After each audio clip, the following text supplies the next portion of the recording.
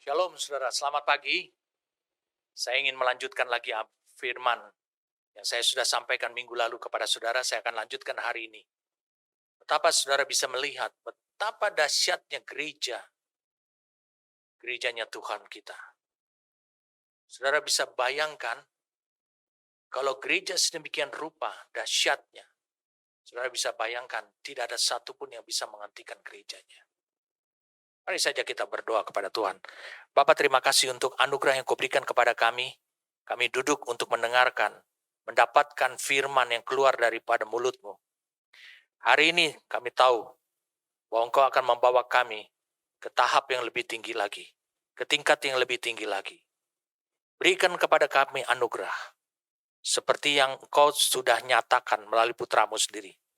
Kepada kamu diberikan anugerah untuk mengetahui rahasia tentang firman tentang kerajaan. Bapa, terima kasih untuk anugerah yang kami terima. Terima kasih karena Romo yang Kudus bekerja nyata dalam hidup kami. Membukakan, menyingkapkan, bahkan menuntun kami dari satu kebenaran kepada seluruh komplitnya kebenaran. Sehingga tidak ada yang saling tumpang tindih. Sehingga kami bukan hanya masuk kepada pengertian. Bukan kami hanya berhenti pada pengertian. Tapi kami sampai kepada hikmat untuk membangun ataupun mewujudkannya. Kami siap saat ini bagi Engkau Tuhan. Terima kasih. Amin. Saya ingin melanjutkan dari apa yang saya sampaikan minggu lalu. Mari saja kita untuk bisa melihat Matius pasal yang ke-16. Matius pasal yang ke-16.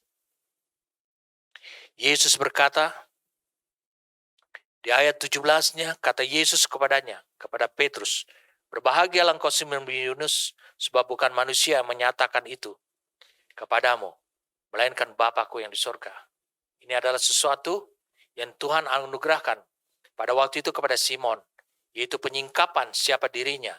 Tidak ada yang misteri. Sama seperti Bapa mengenal putranya, sama seperti itu juga Simon saat itu juga menerima anugerah, disingkapkan misteri, disingkapkan rahasia, siapa Yesus itu. Ayat 18, dan aku pun berkata kepadamu, engkau adalah Petrus atau Petros, dan di atas batu karang ini, dan di atas Petra ini, aku akan mendirikan jemaatku, dan alam maut tidak akan menguasainya. Dikatakan alam maut tidak akan bisa bertahan. Alam maut tidak akan bisa menutup pintunya terus-menerus. Kenapa? Karena kepadamu akan kuberikan kunci, akan kubangun hidupmu seperti kunci. Kunci kerajaan sorga. Apa yang kau ikat di dunia akan terikat di sorga. Arti kata apa yang kau tutup di dunia ini akan tertutup di sorga. Itu memang sudah tertutup di sorga. Dan apa yang kau lepaskan di dunia, apa yang kau buka bagi dunia ini, itu adalah sesuatu yang sudah terbuka di sorga. Kunci kerajaan sorga diberikan, dibangun dalam hidupnya gerejanya. Betapa luar biasanya gereja Tuhan. Minggu lalu saya membuat beberapa pertanyaan kepada saudara. Bagaimana pernyataan daripada Efesus 1 ayat 22 dan 23 itu menjadi realita di dunia ini? Karena digunakan satu kata di sana adalah kata telah. Telah diletakkan di bawah kaki Kristus. Yang kedua, bagaimana pernyataan Yesus Kristus? Bahwa dia harus disamakan dengan saudara-saudaranya. Yang ketiga adalah, apa alasannya Yesus membangun gerejanya? Membangun gerejanya seperti bagaikan kunci-kunci kerajaan sorga. Untuk membuka rumah Daud. Untuk membuka, untuk mengalirkan pengetahuan kebenaran. Untuk membuka pintu maut. Untuk membuka dan menutup pintu neraka. Hari ini saya mengajak saudara. Dari minggu lalu saya sudah sampaikan kepada saudara. Yesus tidak pernah membangun gerejanya. Itu dengan cara seperti ditransplantasi. Sesuatu yang bukan berasal dari dirinya. Dia membangun di luar. Lalu kemudian ditempelkan kepada hidupnya. Dibuat sedemikian rupa sehingga cocok kepada dirinya. Tidak demikian. Karena demikian adalah bukan berarti caranya Allah. Tetapi Yesus membangun gerejanya adalah gereja tersebut sebenarnya sudah ada di dalam dirinya. Jadi dia sebagai sang kepala pada waktu lahir memanifestasikan dirinya di bumi selama 33,5 tahun. Sebenarnya gerejanya itu sudah ada di dalam dirinya. Waktu Yesus mengalami penderitaan, gereja turut merasakannya. Gereja turut dibawa di dalam dirinya. Waktu dia mengalami kematian, gereja juga turut merasakan kematiannya. Makanya Alkitab berkata, kita telah mati bersama-sama dengan Kristus. Berarti gereja sudah ada di dalam dirinya. Ketika Kristus mengalami kebangkitan pada hari yang ketiga, gereja juga mengalami kebangkitan. Ketika Kristus naik ke surga dan duduk di tahta sampai hari ini, maka gereja yang ada di dalam dirinya itu juga mengalaminya. Duduk di tahta di surga. Berarti operasional kehidupan gereja tidak dimulai dari bumi ini saat ini. Saya ulangi, operasional kehidupan gereja tidak dimulai dari bumi ini. Sebab apa? Sebab gereja itu ada di dalam Kristus dan tidak pernah keluar.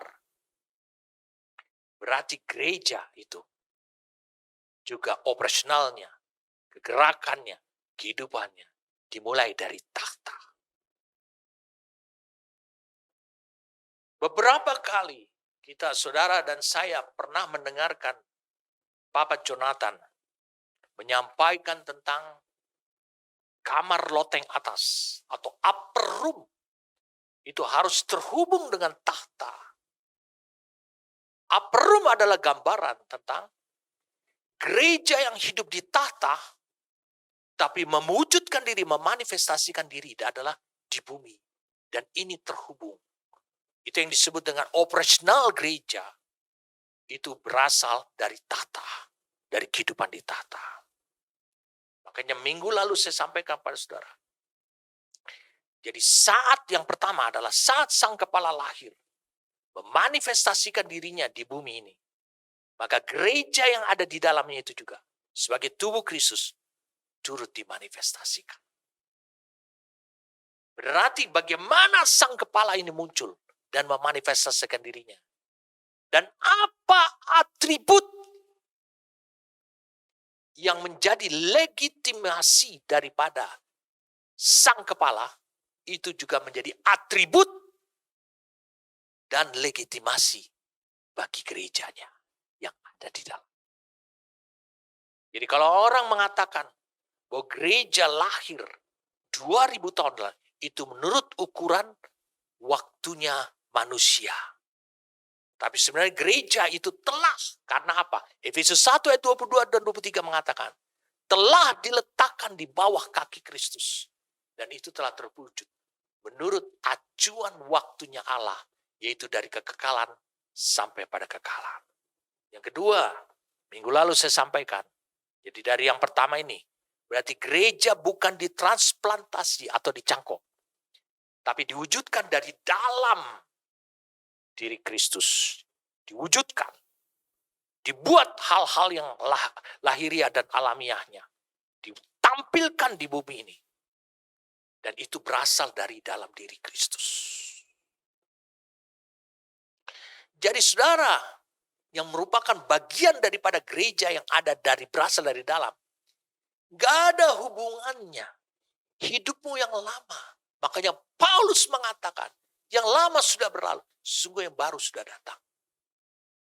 Saudara harus hidup dalam hidup yang baru. Gak ada hubungan yang lama. Yang kedua, saya sampaikan minggu lalu kepada saudara, gereja adalah satu tubuh yang ada di dalam, dengan banyak anggotanya, ada di dalam Kristus 2000 tahun yang lalu. Dan gereja yang ada dalam Kristus itu adalah dia memiliki sifat. Dia tinggal di dalam diri Kristus karena apa? Yohanes 6 ayat 53-56 mengatakan bahwa gereja tersebut itu makan dari dagingnya Yesus dan minum dari darahnya sehingga mereka memiliki kehidupan. Daging dan minum. Pada daging ada nutrisi, pada darah ada nutrisi, ada yang untuk menyuplai kehidupannya. Sehingga Rasul Yohanes menulis di Yohanes 15 ayat 4 dan 5. Sebab kalau kamu tidak tinggal dalam aku, kamu tidak bisa berbuah apa-apa. Bapa menantikan buah. Dan dia tahu satu-satunya buah yang disebutkan oleh Bapa, yang dimaksudkan oleh Bapa itu hanya apabila engkau tinggal di dalam Kristus. Sebab di luar itu kamu tidak bisa berbuah apa-apa dan tidak bisa berbuat apa-apa. Jadi dengan demikian, maka salah satu ciri ketika gereja dimanifestasikan, dikeluarkan oleh Kristus dari dalam dirinya, mereka akan memiliki satu sikap hidup, pola hidup, ketetapan hidup. Mereka selalu makan tubuh dan darah Kristus. Mereka selalu makan daging dan darah Kristus. Makan tubuh. Apa yang dimakan? Adalah tubuh yang pernah disalibkan. Tubuh yang pernah bangkit. Tubuh yang diterima di sorga. Bagaimana suatu tubuh, suatu daging, suatu manusia bisa diterima di sorga?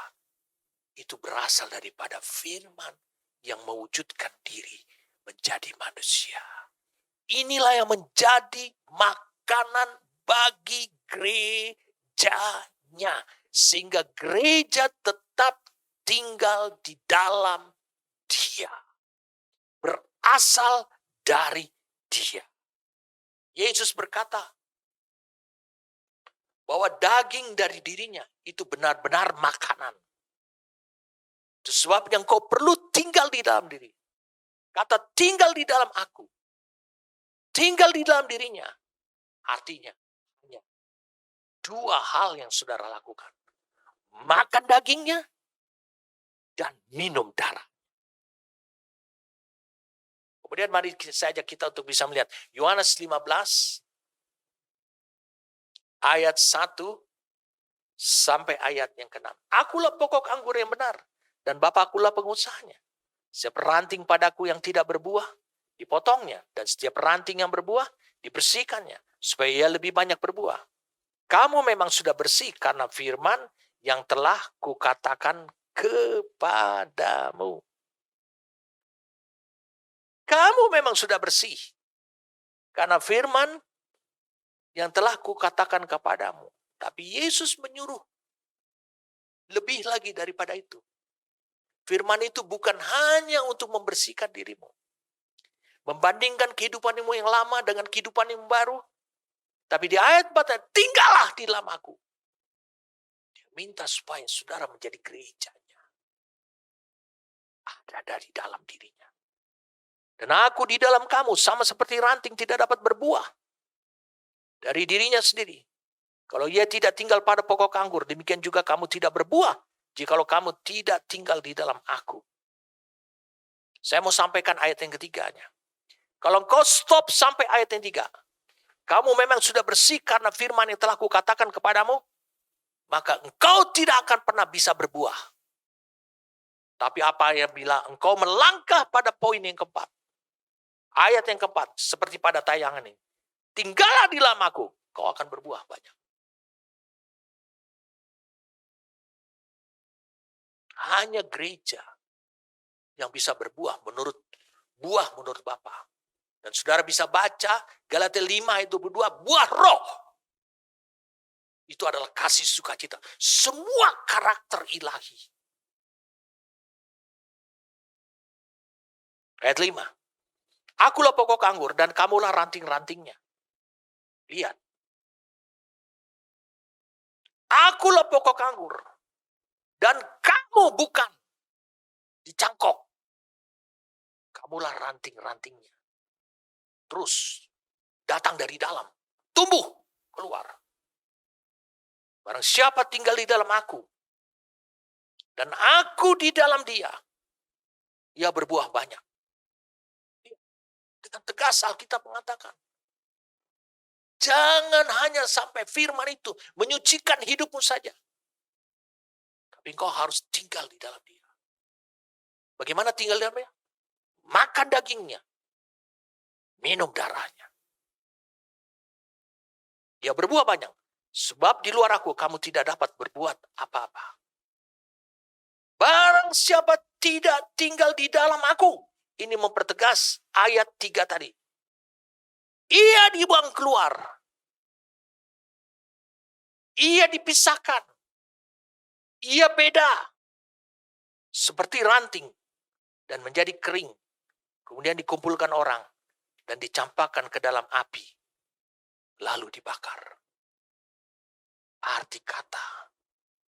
Tidak berguna. Karena tidak berdaya. Ranting kering itu sudah tidak berguna. Tidak punya daya karena tidak ada aliran dari dalam dirinya kehidupan. Begitu banyaknya orang. Sorry saudara. Tinggal di dalam aku, minggu lalu saya jelaskan. Benar-benar berarti engkau terhubung erat dengan Kristus. Tinggal di dalamnya juga berarti engkau percaya pada ajarannya. Pada apa yang sudah menjadi kehidupannya. Dari pengajarannya yang sudah menjadi kehidupannya, itu menjadi kekuatan buat saudara. Saudara mengambil itu menjadi kehidupan buat hidup saudara. Kalau begitu apa artinya? Aku di dalam dia. Yesus berdiam di dalam diri orang percaya. Itu melalui rohnya dan melalui pengajarannya, firman-Nya. Makanya ketika dia ada di dalam diri saudara. Bukan hanya pada saat engkau terima Tuhan Yesus saja. Buktinya akan terlihat keluar. Roh yang ada di dalam diri saudara. Bukan hanya menguduskan saudara saja. Tapi akan menampilkan watak, kelembutan, kerendahan hati, dan kasih yang meliputi hati dan akhirnya tampil keluar dari dia yang diam di dalam dirimu.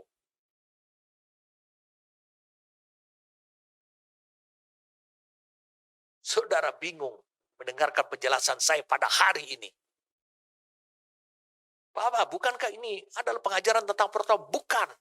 Ini tentang gereja. Aku di dalam dia. Kalau kalian di dalam aku, jelas saudara adalah gerejanya. Tapi aku di dalam dia. Untuk menunjukkan saudara memiliki kesanggupan untuk mengekspresikan bahwa Kristus itu hidup. Itu melalui watak, kelembutan, kerendahan hati, itu semua karakter yang saudara bisa tunjukkan melalui sikap hidup saudara. Itu yang disebut dengan aku di dalam dia. Tapi aku di dalam dia juga bukan hanya menampilkan buah-buah yang demikian. Tapi saat dia yang membawa firman-Nya itu juga diam di dalam dirimu, yaitu rohnya Allah. Maka itu mulai mempengaruhi hidup saudara. Saya mau beritahu satu hal yang bisa terjadi pada hidup saudara. Ada damai selalu di hati saudara. Arti kata, engkau tidak pernah bergumul ketika engkau mendengarkan apa saja yang berasal daripada Tuhan. Engkau ada damai yang kuat. Setelah damai itu meliputi seluruh hidupmu. Karena dari firman yang kau dengar, yang ada di dalam, yang membuat hatimu teguh, yang membuat hatimu tidak berontak, tidak galau. Hati itu terdiri dari hati nurani, bagian daripada roh dan pikiran serta emosimu. Itu yang membuat engkau tidak konflik sama sekali. Maka akan muncul sukacita.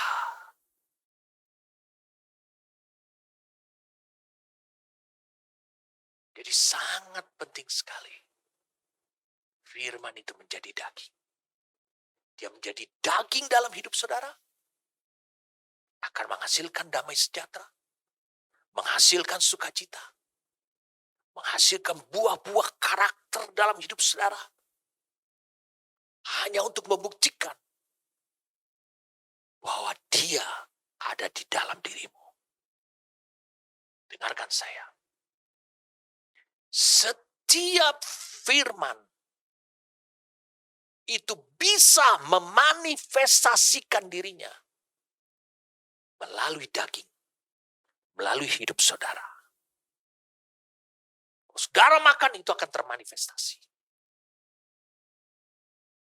Hanya yang jadi persoalan adalah saudara mau atau tidak.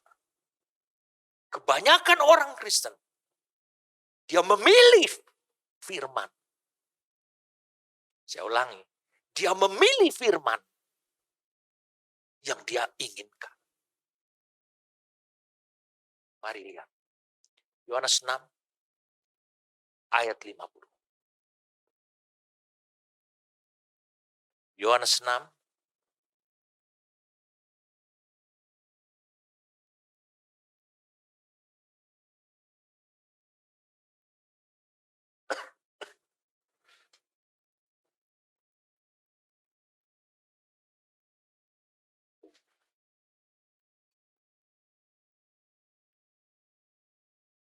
ayat 49.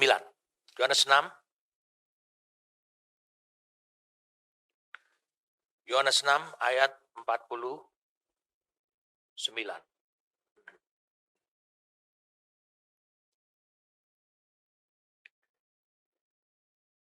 Nenek moyangmu, maksudnya bangsa Israel, telah makan mana di padang gurun dan mereka telah mati. Inilah roti yang turun dari sorga. Barang siapa makan daripadanya, ia tidak mati. Lihat, ada yang tersembunyi di ayat 49. Nenek moyangmu telah makan mana di padang gurun. Itu sebabnya mereka tetap hidup.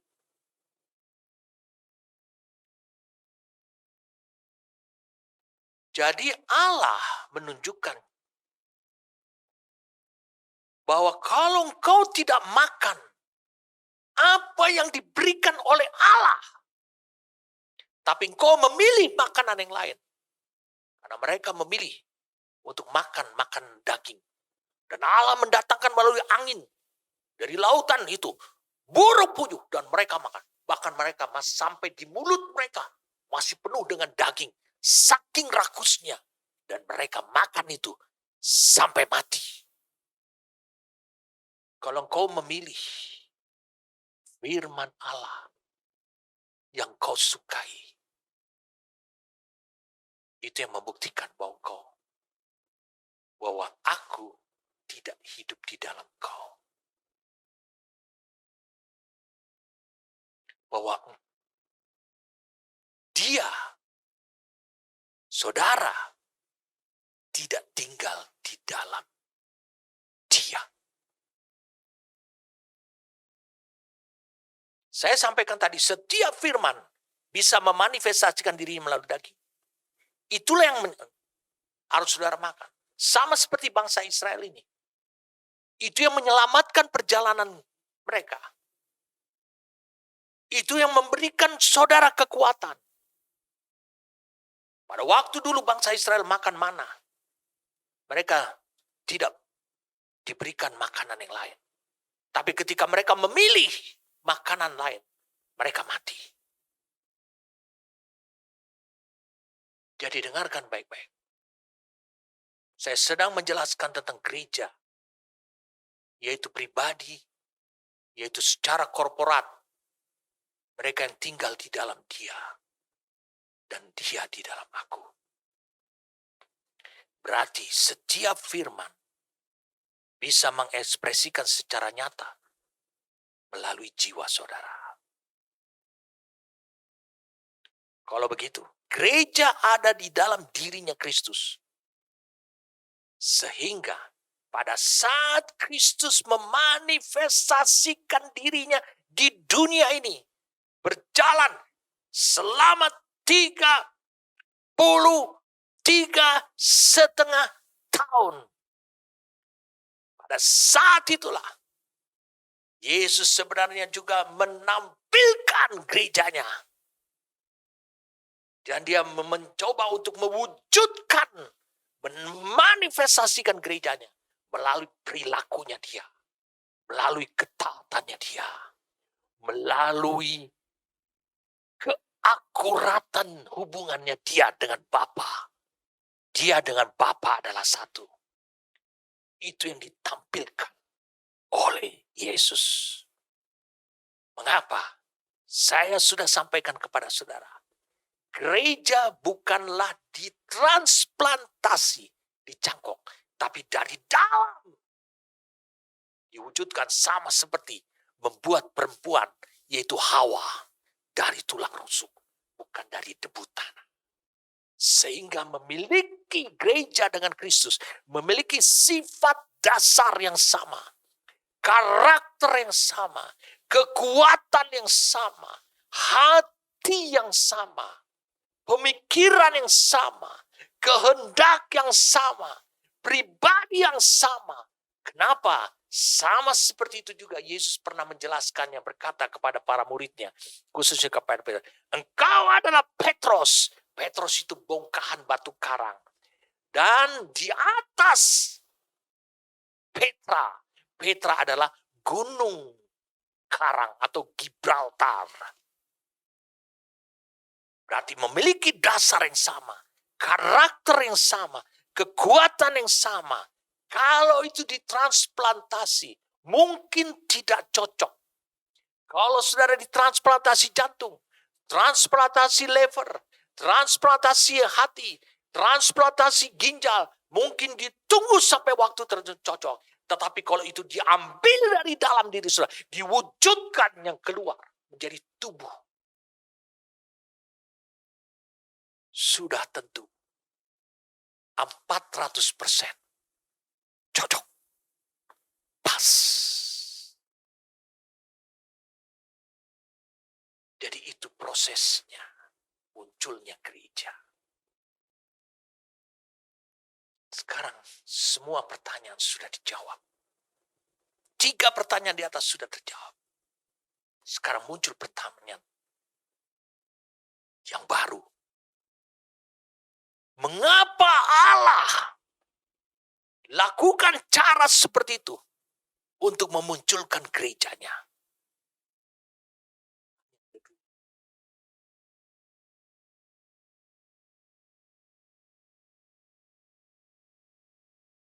Hanya ada 2, dan 2 ini sudah terbukti. Yang pertama, Allah punya tujuan dan rencananya. Sebab dia adalah Allah yang bertujuan dan Allah perencana. Allah punya tujuan dan rencananya. Dan Allah tahu, Allah sudah melihat bahwa tujuannya dan rencananya itu sudah terrealisasi dalam acuan waktunya dia. Yaitu dari kekekalan sampai kekekalan atau di alam roh. Yang kedua, mengapa Allah memunculkan gerejanya seperti itu? Sedemikian dahsyatnya.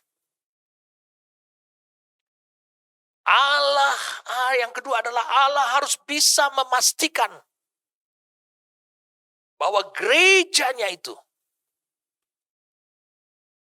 akan menyelesaikan seluruh kehendak dan pekerjaannya Allah. Seluruh kehendak dan pekerjaannya Allah. Saya ulangi, seluruh kehendak dan pekerjaannya Allah itu. Makanya dia bangun gereja dengan cara yang demikian. Dalam diri Kristus.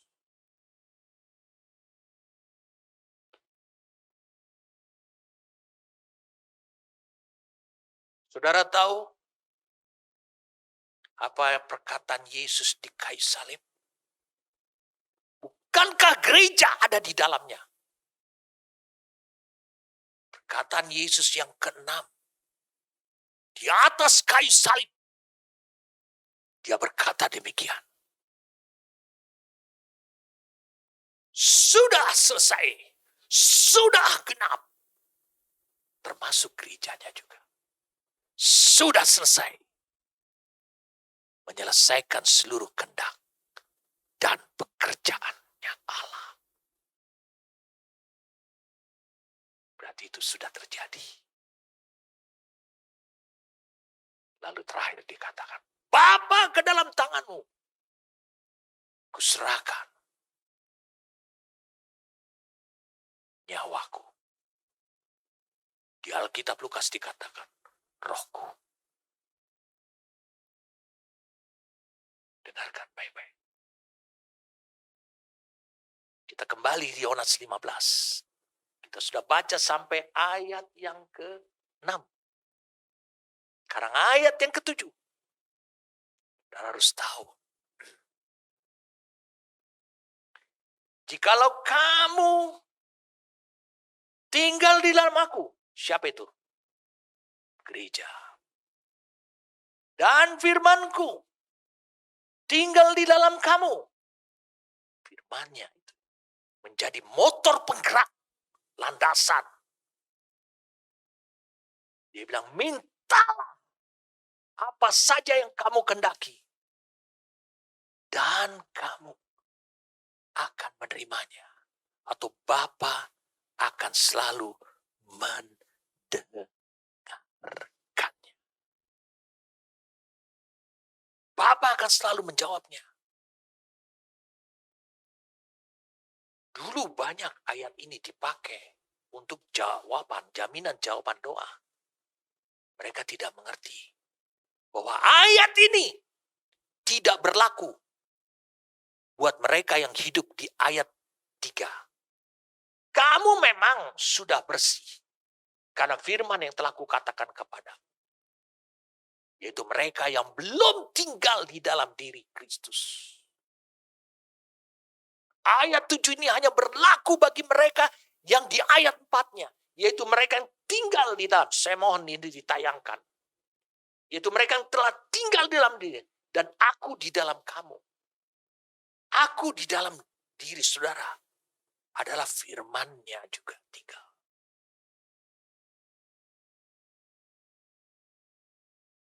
Ini ayat 7 ini menjadi pembahasan kita. Dengarkan baik-baik. Yesus mengatakan, mintalah apa saja yang kamu kehendaki. Mintalah apa saja menurut keinginanmu. Mintalah apa saja menurut kehendakmu. Kamu akan menerimanya. Pernahkah saudara mendengarkan ayat yang mirip seperti ini di Alkitab? Sebagian dari saudara mengatakan, sebagian besar justru mengatakan tidak pernah. Hanya ada di ayat ini. Tidak. Sebagian kecil mengatakan pernah. Di mana ayat itu?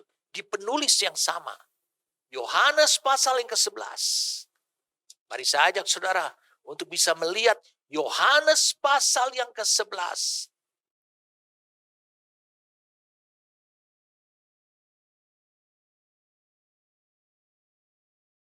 Ayat yang ke-42.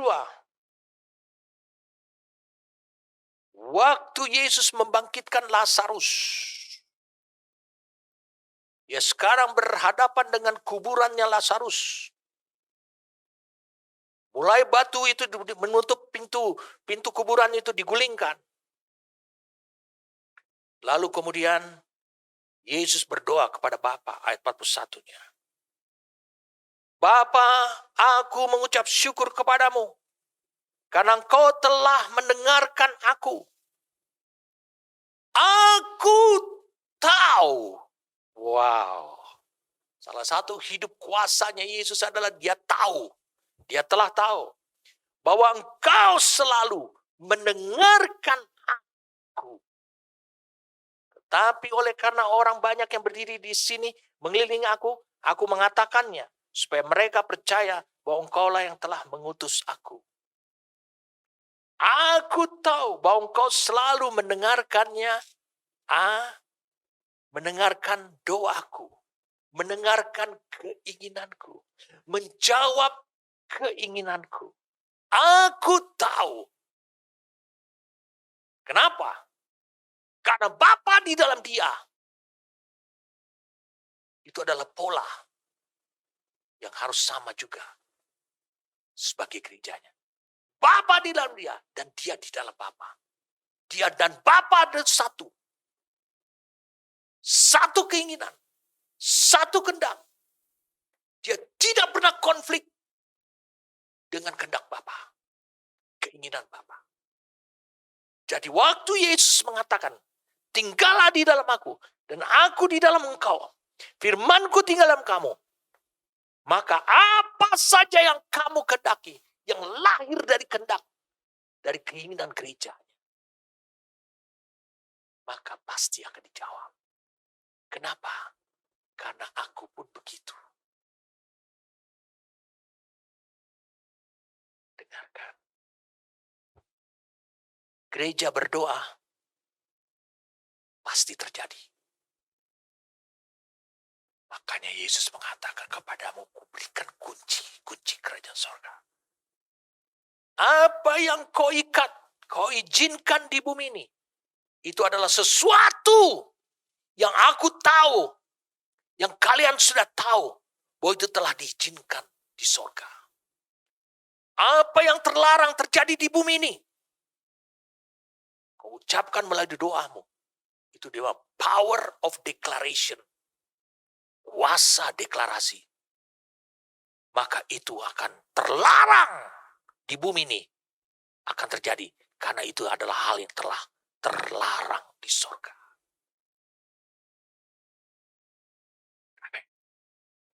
Jadi Yohanes 15 ayat 7 ini relevansinya, hubungannya dengan Yohanes 11 ayat 42. Nah, dengarkan saya baik-baik. Saya tidak ingin menghakimi saudara dan saya tidak ingin menilai saudara. Jangan kau merasa bahwa dirimu adalah gereja. Dengarkan. Ayat 4 mengatakan, tinggallah di dalam aku. Berarti ada sebagian orang tidak tinggal di dalam aku. Ayat 7. Jikalau kamu tinggal di dalam aku.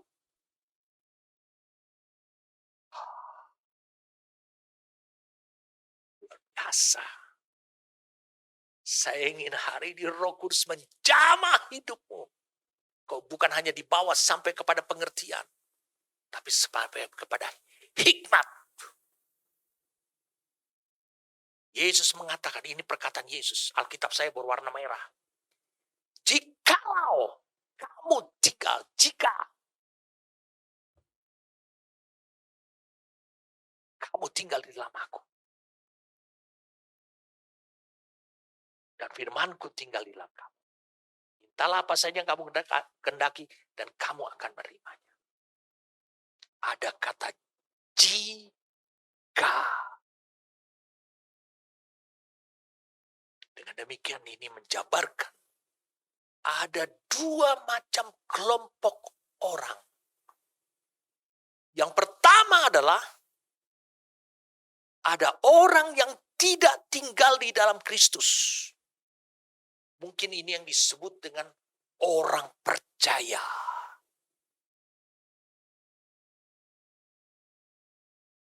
Yang kedua adalah ada orang yang tinggal di dalam Kristus. Ini yang disebut adalah gerejanya. Berarti terjawablah sudah semua apa yang saya sampaikan minggu lalu. Yohanes 15 ayat 4, 5, sampai ayat 8. Kita baca ayat 8. Dalam hal inilah Bapakku dipermuliakan, yaitu jikalau kamu berbuah banyak, dengan demikian kamu adalah murid-muridku. Berarti hanya gerejanya saja yang kalau berdoa, doanya penuh kuasa. Hanya gerejanya saja yang bisa menghasilkan buah. Hanya gerejanya saja yang bisa menyelesaikan seluruh kehendak dan pekerjaannya Bapa. Hanya gerejanya saja. Hanya gerejanya saja yang bisa mempermuliakan Bapa. Bukan orang percaya.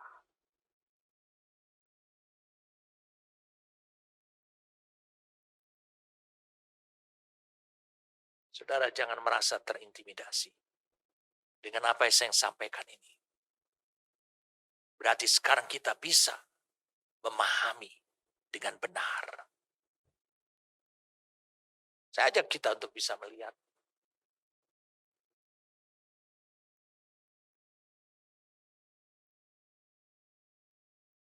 Lihat. Yohanes 14 ayat 19 dan 20. Tinggal sesaat lagi. Dan dunia tidak akan melihat aku lagi. Karena apa? Aku mati, aku bangkit, aku naik ke surga. Tetapi kamu melihat aku. Tetap melihat aku. Sebab aku hidup dan kamu pun akan hidup. Saya sudah sampaikan. Hidup gerejanya itu operasional. Basis operasionalnya adalah dari tahta di surga. Dia bilang, pada waktu itulah kamu akan tahu. Tidak menjadi rahasia. Tidak akan menjadi misteri.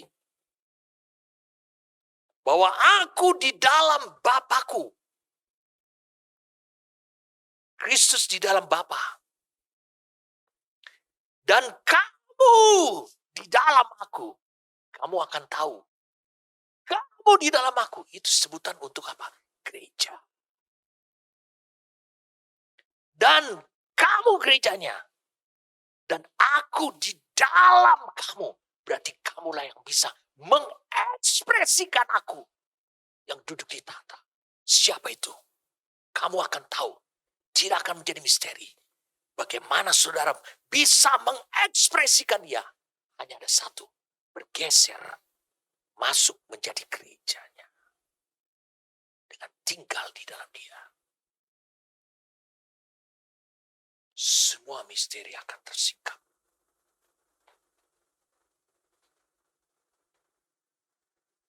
Matius 13. Saya ulangi, Matius 13.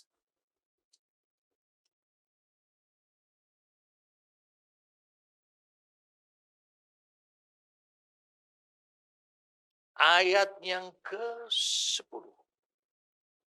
Maka datanglah murid-muridnya dan bertanya kepadanya, mengapa engkau berkata-kata kepada mereka dalam perumpamaan? Kepadamu diberi karunia untuk tahu atau mengetahui misteri rahasia kerajaan sorga. Tapi kepada mereka tidak. Alkitab berkata, because it has been given. New King James Version. Telah diberikan untuk tahu. Yohanes 14 tadi. Dan disitulah kamu akan tahu. Ketika engkau tinggal di dalam. Ini gerejanya. Bertumbuh. Tidak dalam misteri. Hanya gerejanya lah. Pertumbuhan yang sangat cepat sekali. Oleh karena tidak ada yang menjadi misteri untuk langkah selanjutnya. Betapa hebatnya gereja yang dibangun oleh Tuhan itu. Berarti gereja yang dibangun oleh Tuhan itu, dia tahu kehendak Bapa. Dia tahu rencana Bapa.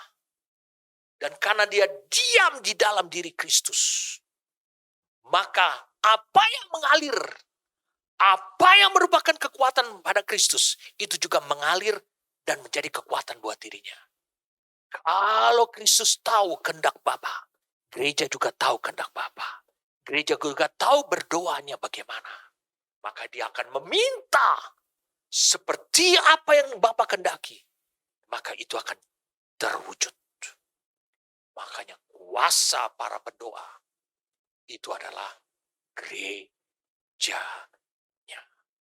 bukan gereja lokal.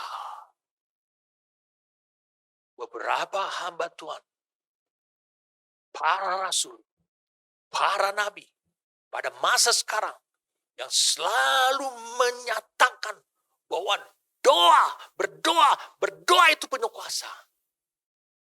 Sebenarnya mereka, saya melihat, mereka ingin membawa kita masuk supaya kita itu menjadi gereja.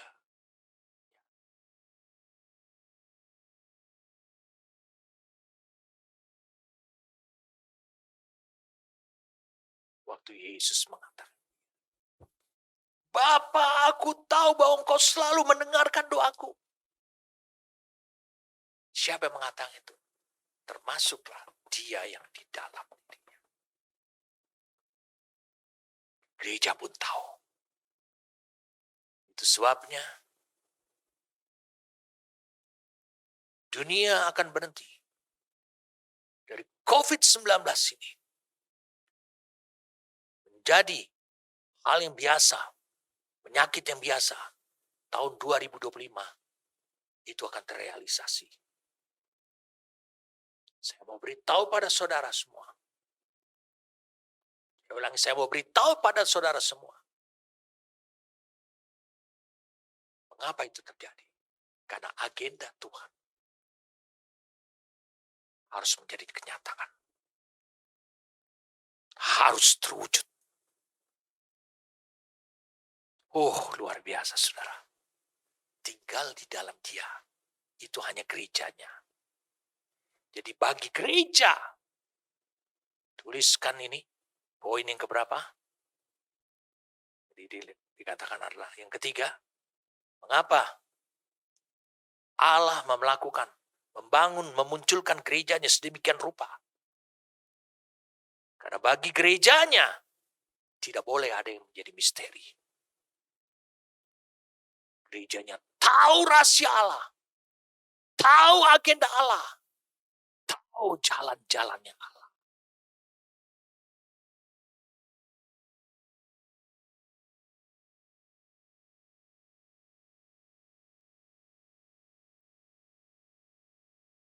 Gerejanya tidak ada yang misteri.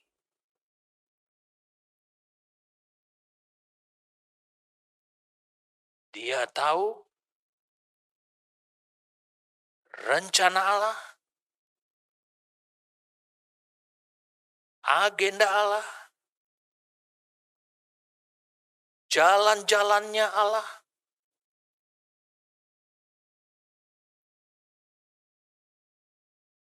Jalan-jalannya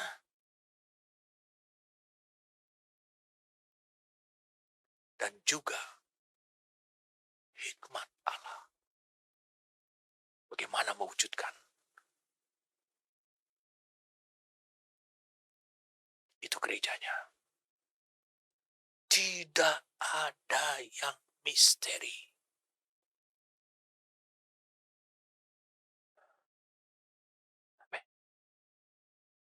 Luar biasa apa yang hari ini saudara terima daripada Tuhan.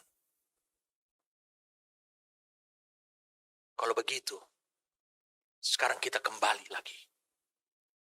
Bagaimana Kristus muncul? Apa yang Allah nyatakan ini? Saya mohon saudara untuk bisa melihat Lukas pasal yang pertama. Apa yang dikatakan oleh malaikat Gabriel kepada Maria. Lukas pasal yang pertama, ayat 31 sampai 35. Sesungguhnya engkau akan mengandung dan akan melahirkan seorang anak laki-laki. Dan hendaklah engkau menamai dia Yesus. Ia akan menjadi besar, itu yang pertama. Dan akan disebut anak Allah yang maha tinggi, itu yang kedua. Dan Tuhan Allah akan mengaruniakan kepadanya tahta Daud, itu yang ketiga. Bapa leluhurnya, dan ia akan menjadi raja, itu yang keempat, atas kaum keturunan Yakub sampai selama-lamanya. Dan kerajaannya yang kelima tidak akan berkesudahan. Maka kata Maria kepada malaikat itu, bagaimana hal itu mungkin terjadi? Karena aku belum bersuami. Jawab malaikat itu kepadanya, Roh Kudus akan turun atasmu, dan kuasa Allah yang maha tinggi akan menaungi engkau. Sebab itu anak yang akan kau lahirkan itu akan disebut kudus, anak Allah. Dikatakan Roh Kudus akan mewujudkan. Roh Kudus yang selama ini bersama dengan Yesus itu akan mengeluarkan, memanifestasikan apa yang sudah ada dalam dirinya Kristus. Apa yang sudah terjadi pada diri Kristus. Selama Kristus membangun hidupnya, bertambah teguh. Mari kita lihat sekarang, saudara lihat. Bagaimana pertumbuhan daripada Kristus itu sendiri. Lukas pasal kedua, ayat 40. Anak ini bertambah besar dan menjadi kuat. Berarti gereja juga yang ada di dalamnya makin bertambah kuat. Penuh hikmat. Berarti gereja juga penuh hikmat. Dan kasih karunia Allah ada padanya. Itu juga mengalir ke dalam apa yang ada di dalamnya. Dan ayat 52. Dan Yesus makin bertambah besar. Dia makin bertambah besar. Dan bertambah hikmatnya. Dan besarnya. Dan makin dikasih oleh Allah dan manusia. Makin dikasihi. Saya ingin kalian untuk menyadari tentang hal ini. Bagaimana ini bisa terwujud? Bagaimana Maria dan Yusuf bisa mewujudkan bahwa anak ini harus menjadi besar menurut ukuran Allah. Anak ini harus menjadi anak Allah yang maha tinggi. Disebut anak Allah yang maha tinggi.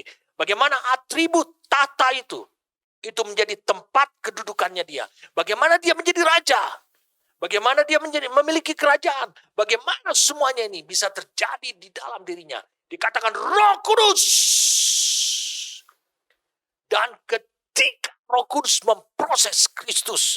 Seperti yang dikatakan di Lukas 2 ayat 40. Dia makin bertumbuh dan bertambah besar. Menjadi kuat. Kuat di dalam roh. Dikatakan apa? Lihat dalam tayangan New King James Version. And the child grew and became strong in the spirit. Di dalam roh. Filled, dipenuhi dengan wisdom, hikmat. And the grace was upon him. Allah bukan hanya memberikan jalan, tapi memberikan kemampuan khusus yang disebut dengan kasih karunia. Dan ayat 52, Yesus makin bertambah. Berarti di dalamnya dia juga makin bertambah. Dan bertambah hikmatnya. Increase in wisdom. Statur, posisi rohani. And in favor with God and man. Disukai Allah dan manusia. Apa artinya buat kita semua? Artinya buat kita semua adalah gereja juga harus memiliki kelima atribut ini. Kelima legitimitas ini. Bagaimana ketika lahirnya gereja dimanifestasikan, diwujudkan keluar pada hari Pentakosta, yaitu starting bagaimana Roh Kudus akan mewujudkan apa yang sudah terjadi pada gerejanya yang ada di dalam Kristus. Sekarang gerejanya dimanifestasikan keluar. Bagaimana gerejanya itu menjadi besar menurut ukurannya Allah. Bagaimana gerejanya itu menjadi disebut anak Allah yang maha tinggi. Kata anak Allah yang maha tinggi di sini digunakan kata Uios. Lukas pasal yang ketiga ayat 22 di sungai Yordan. Turunlah Roh Kudus dalam rupa burung merpati, kata dan terdengarlah suara dari langit. Itu suara Bapa. Engkaulah uyosku, anakku yang kukasih. Kepadamulah aku berkenan. Berarti yang ada di dalam diri Yesus itu dengan mudahnya ketika Roh Kudus turun akan menjadi uyos. Dan yang ketiga dikatakan tahta.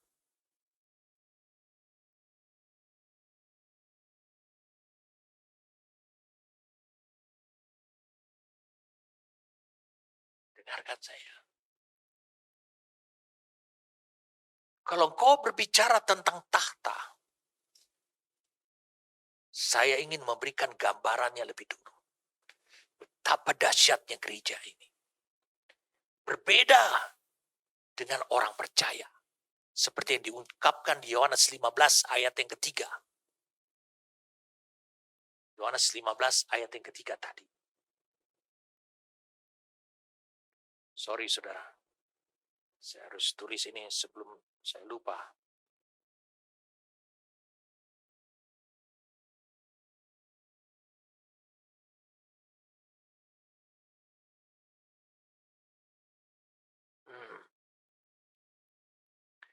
Yohanes 15 ayat yang ketiga. Dengarkan saya. Saya mengajak saudara untuk melihat firman Tuhan dengan jeli, dengan tajam. Hari ini Roh Kudus bekerja dalam hidup saudara. Kau akan bisa mengerti apa yang disampaikan oleh Papa Jonathan. Mengapa dia membuat pertemuan tiap hari Selasa, April sampai dengan September. Itu adalah anugerah buat kita. Disebutkan adalah upper room.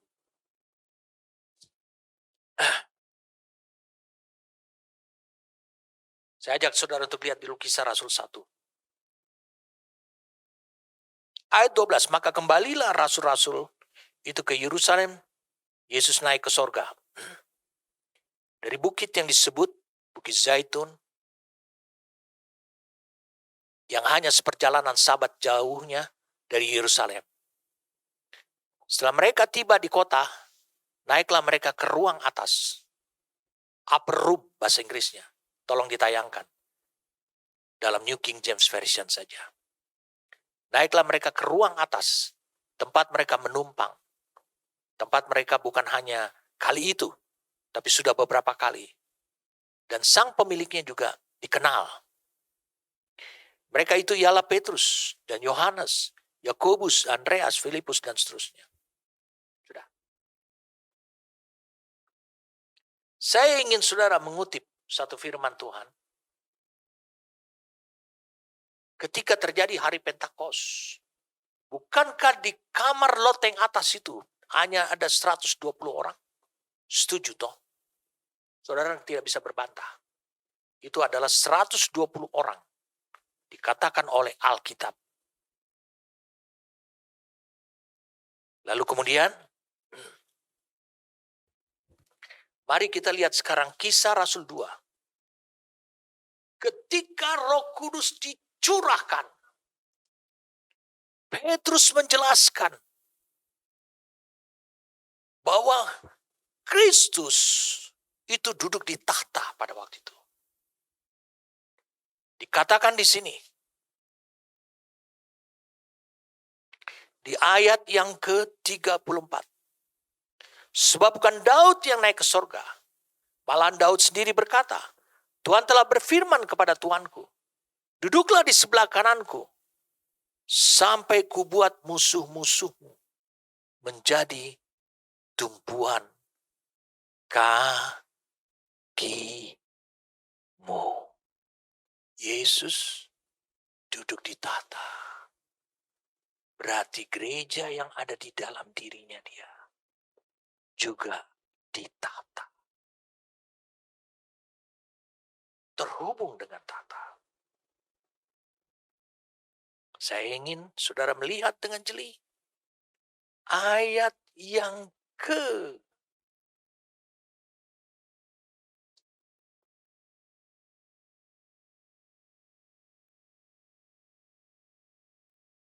15, Kisah Rasul 2.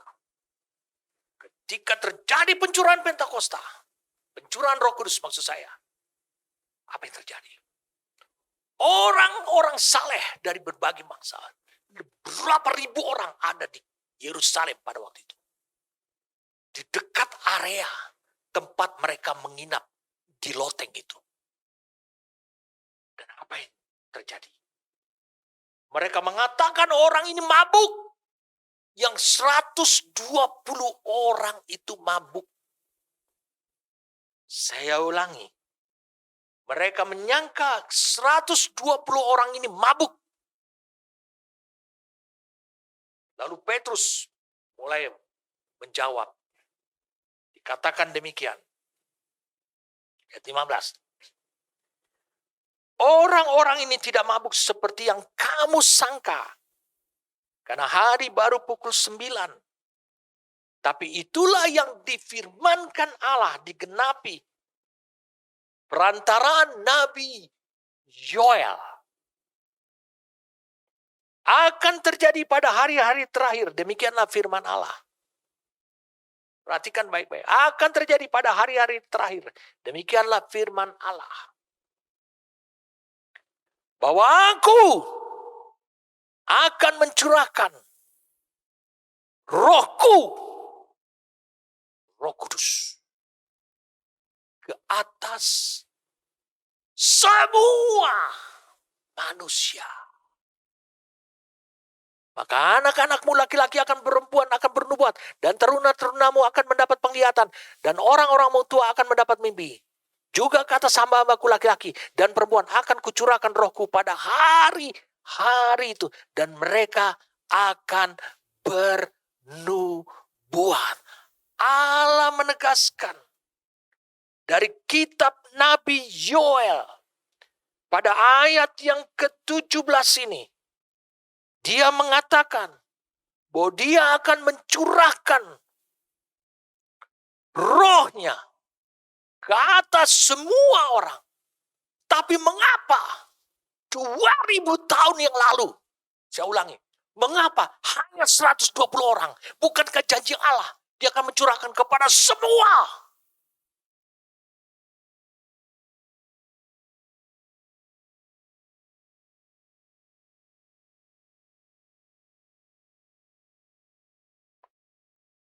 Saudara harus mengerti.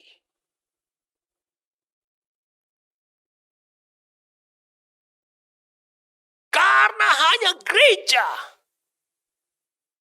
yang berada pada saat itu hidup di loteng atas. Itu sebenarnya dia tinggal di dalam Kristus yang duduk di tahta. Mereka terhubung dengan tahta.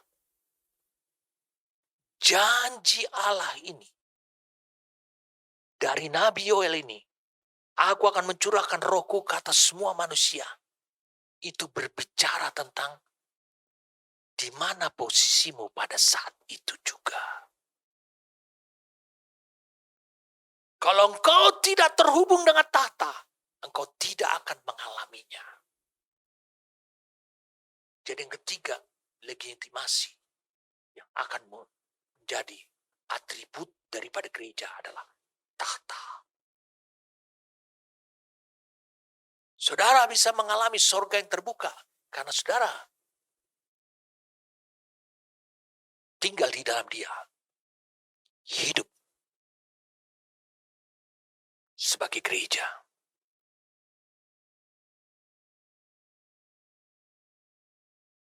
Luar biasa. Yang keempat adalah jadi raja dikatakan. Jadi tidak semua tempat Roh Kudus dan Kristus akan memberikan petunjuk. Kemana tempat? Itu bukan tempat secara fisik. Tempat di mana engkau mengabdi. Tempat di mana engkau harus memiliki ketaatan yang penuh. Di tempat di mana engkau memiliki kehidupan penuh pengharapan bahwa janji Tuhan itu akan digenapi. Itu adalah satu posisi rohani. maka janji Tuhan, aku akan mencurahkan rohku ke atas semua manusia. Itu hanya terjadi kalau engkau berada di tempat-tempat itu. Itu yang disebut dengan upper room, tempat yang terhubung dengan surga. Saya mengajak saudara untuk bisa melihat Lukas pasal yang pertama. Tapi dari Alkitab yang berbeda. Dan yang kelima dikatakan, kerajaannya tidak akan berkesudahan. Maria tuh bingung. Yusuf juga mungkin diceritakan cerita itu bingung. Gimana kita punya anak menjadikan dia raja. Sekarang memiliki kerajaan. Dan kerajaan itu tak berkesudahan lagi.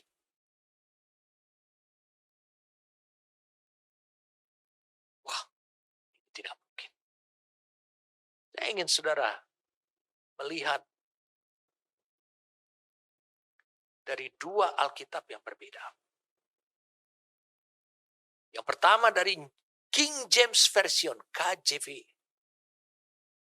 Dia menggunakan kata yang bagus sekali. Di Lukas pasal yang pertama, supaya saudara mengerti bahasa Inggris.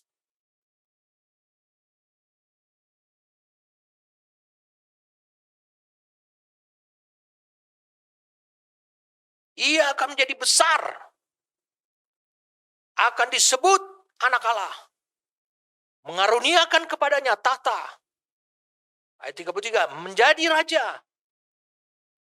Lalu kemudian, dan kerajaannya tidak akan berkesudahan. Semuanya. Di ayat 32, saudara bisa lihat tayangannya. Digunakan kata shall be. Shall be great. Shall be called the Son.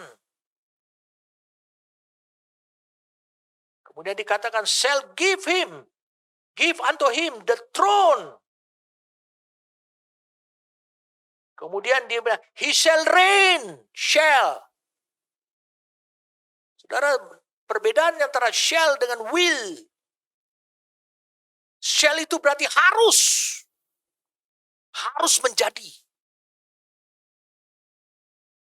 Ada penekanan, ada ketegasan yang tidak bisa ditawar-tawar. Itu harus terjadi pada diri Kristus. Berarti terjadi juga pada diri gerejanya. Harus. Mengajak kita untuk bisa melihat dalam Amplified Classic Bible. Amplified Classic Bible. Di dalam Lukas pasal yang pertama, saudara bisa lihat di ayat yang ke-33 tadi. Ayat yang ke-32. He will be great. Will be called the Son of the Most High. Dia bilang, and the Lord will give, itu ayat 32, to him the throne. Ayat 33 mana? He will reign over the house. Dan dikatakan his reign, there will be no end. Ayat 33-nya. Digunakan kata will. Saya lebih suka untuk memakai kata shall. Harus menjadi, bukan akan menjadi. Kenapa? Karena Maria menjawabnya demikian. Ayat 34. Bagaimana hal itu mungkin terjadi? Dia sendiri stres. Sesuatu yang gak mungkin aku bisa lakukan.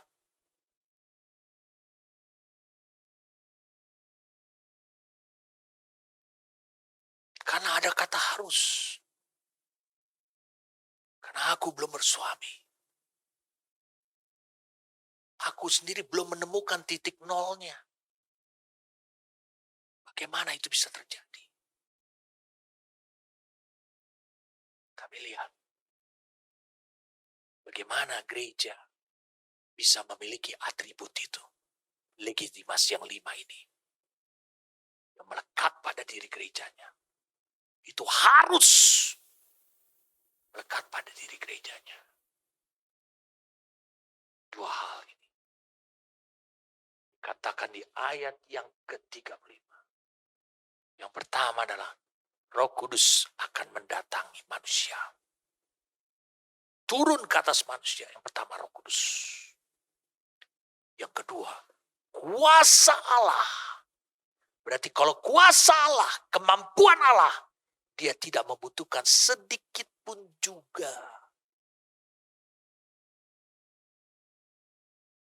kekuatan yang lain dari manusia. Makanya Yesus mengatakan, kamu akan menerima kuasa, kekuatan, kemampuan. Kalau Roh Kudus turun ke atas kamu.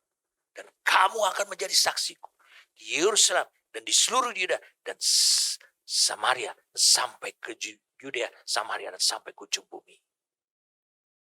Jadi saudara sekarang mengerti. Orang-orang di loteng atas itu. Seorang wanita, anak darah di Nazaret itu. Dia menjadi terhubung kepada Roh Kudus. Kepada tahta. Sehingga itu bisa terrealisasi. Base operation atau operasi pijakannya adalah ditata. Bergantung sepenuhnya. Maka ketika gereja itu lahir. Maka ketika Kristus sang kepala itu lahir. Memanifestasikan dirinya. Karena pekerjaan Roh Kudus dan kuasa Allah yang maha tinggi. Saudara bisa lihat. Itu terwujud. Dengarkan saya. Apa yang Allah lakukan lebih dahulu kepada Maria? Lihat ayat yang ke-29. Ayat 9. Maria terkejut. Perkataan itu. Bertanya dalam hatinya, apakah arti salam itu? But when she was problem. Ada masalah. And he's saying, and consider that manner of greeting in this way, NKJV. Kata malaikat itu kepadanya, dalam bahasa Indonesia, jangan takut. Banyak orang selalu hidup dan menuntut hidup dari apa yang Tuhan tidak miliki. Kalau Tuhan berkata begini, jangan takut, janganlah pelihara ketakutan. Kenapa? Karena Tuhan tidak punya ketakutan. Jangan khawatir. Kenapa kamu khawatir? Allah tidak punya kekhawatiran. Saya ingin kalian memahami tentang ini. Yang pertama kali Allah singkirkan di dalam diri Maria adalah ketakutan. Karena itu menunjukkan faktor lahiriah, faktor manusia yang kuat. Makanya dia berani berkata, bagaimana hal ini mungkin terjadi padaku? Jadi sekarang sudah lebih terjawab semua urutan-urutan pertanyaan. Mengapa Tuhan membangun gerejanya sedemikian rupa? Dan dia telah meletakkan, sekarang tinggal menjadi realitanya di bumi ini. Meletakkan segala sesuatu, baik pemerintahan, apa saja, termasuk pemerintahan yang akan datang, di bawah kaki Kristus. Kenapa? Karena ketika 5 atribut ini terwujud di dalam dirinya Yesus, maka lebih mudah lagi sekarang. Roh Kudus yang sama, kuasa yang sama, untuk memanifestasikan gerejanya di bumi ini. Makanya sekarang kita masuk kepada zaman gereja. Kenapa? Karena dengan demikian gereja terbangun bukanlah oleh kekuatan lahiriah atau prinsip-prinsip alamiah ataupun sistem dunia. Tapi lahirnya gereja adalah Roh Kudus turun dan kuasa Allah yang maha tinggi menaungi manusia yang dipilih, yang diperkenan, yang disukai Allah, yang dipakai untuk maksud dan tujuan Allah. Siapa mereka itu? Seperti Maria contohnya. Maria adalah manusia biasa. Tapi dia mendapatkan perkenanan Allah. Saya ulangi perkenanan Allah. Dia menjadi kesukaan Allah. Tuhan juga dikatakan besertanya. Selalu tidak pernah meninggalkan dirinya. Saudara bisa lihat. Meskipun sebelum dia bertemu dengan Gabriel, bertemu dengan Allah, Maria hidup di bawah kekuatan sistem dunia. Makanya dia berkata, bagaimana mungkin aku bisa punya anak kalau aku belum bersuami? Dia hanya tahu sistem dunia, pengetahuan dunia selama ini. Bersuami, melakukan hubungan intim, punya anak. Dia tidak tahu bahwa Allah lebih dari itu. Jadi dengan kata lain, ketika Kristus mewujudkan dirinya, menjadi besar, menjadi anak Allah yang maha tinggi, memiliki tata, menjadi raja, dan memiliki kerajaan, maka gereja juga memiliki unsur yang sama. Karena gereja bukan diambil dari luar lalu dibentuk, tapi diambil dari dalam. Saya sudah sampaikan kepada saudara, Roh Kudus bekerja untuk memanifestasikan gerejanya. Jadi mana saat Kristus bertumbuh di dalam Lukas 2 ayat 40 sampai 52 dalam hikmat, maka demikian juga gereja bertumbuh dalam hikmat. Manakala Kristus menjadi kuat di dalam roh, maka gereja juga menjadi kuat di dalam roh. Siapa yang membuatkan? Saudara bisa lihat di Efesus pasal yang keempat. Efesus pasal yang keempat. Saudara bisa lihat gereja terhubung dengan takhta. Ayat yang ke-9.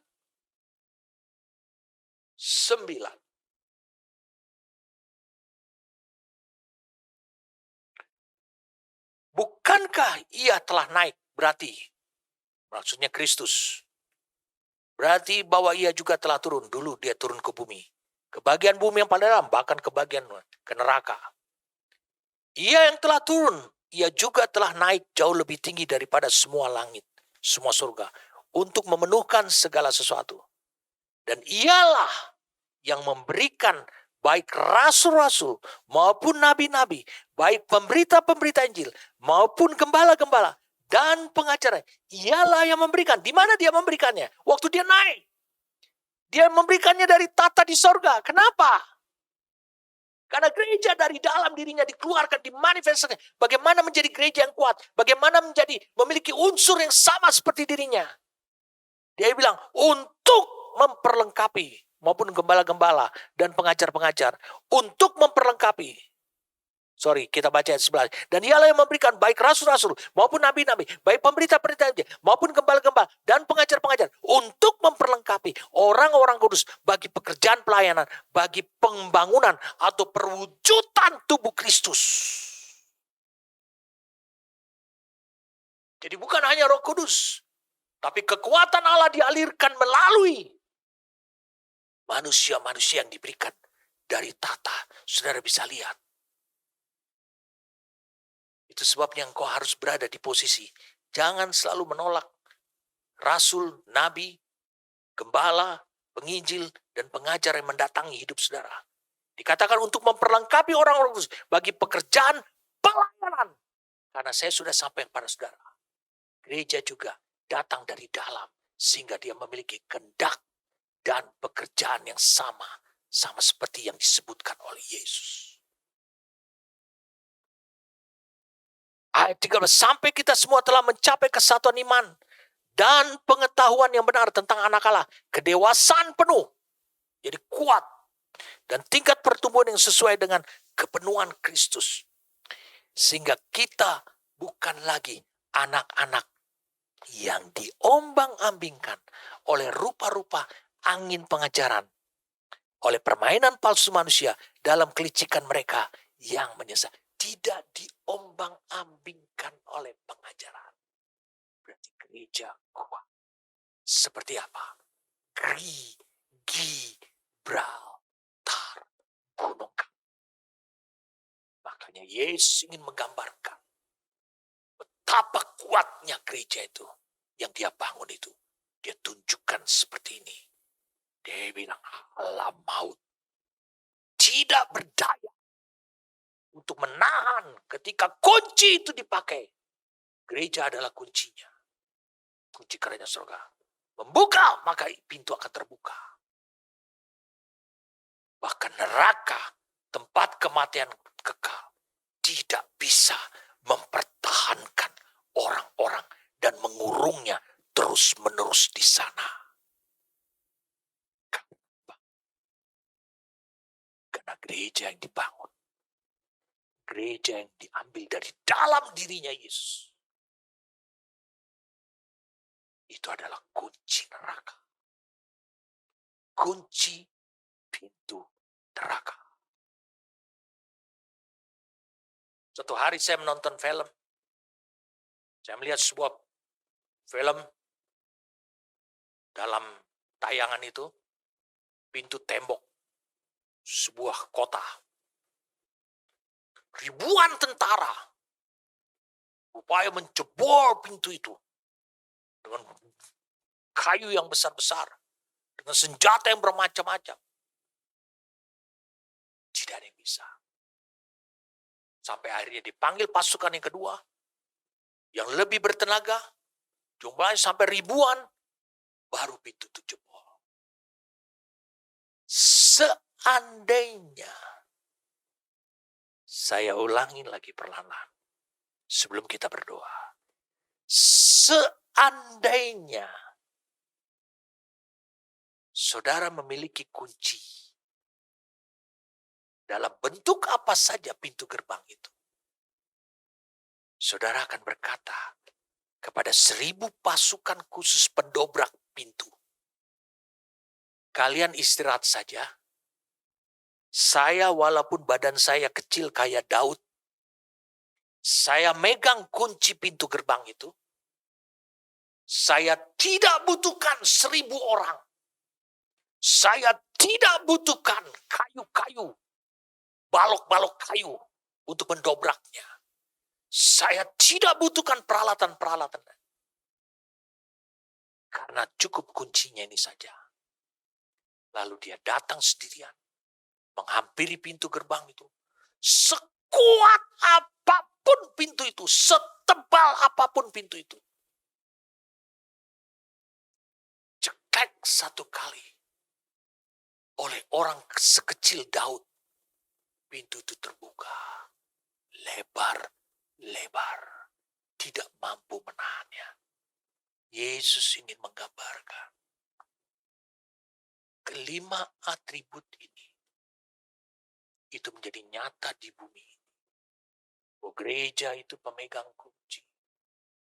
Sehingga menjadi nyata. Gereja itu menjadi pribadi yang besar. Anak Allah yang maha tinggi. Memiliki basis operasional tahta. Dan dia memiliki kedudukan sebagai raja. Bukan hamba.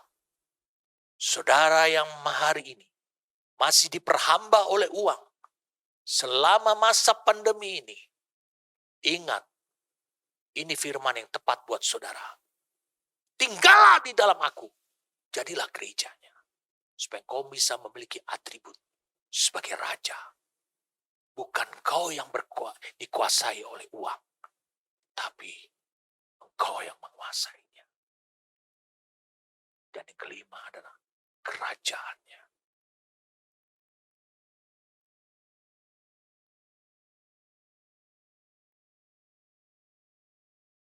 Tinggallah di dalam aku.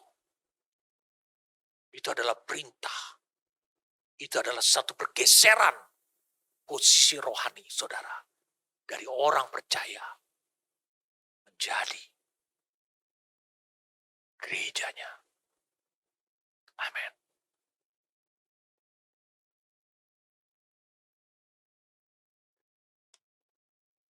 Bapa, jelas bagi kami rencanamu sungguh istimewa.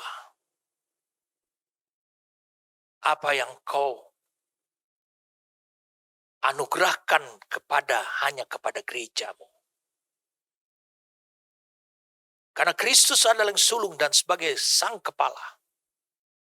Maka itu pun juga yang terjadi pada gerejanya. Hari ini hamba berdoa. Supaya mereka yang mendengarkan firman Tuhan ini. Mengalami pergeseran. Mereka menemukan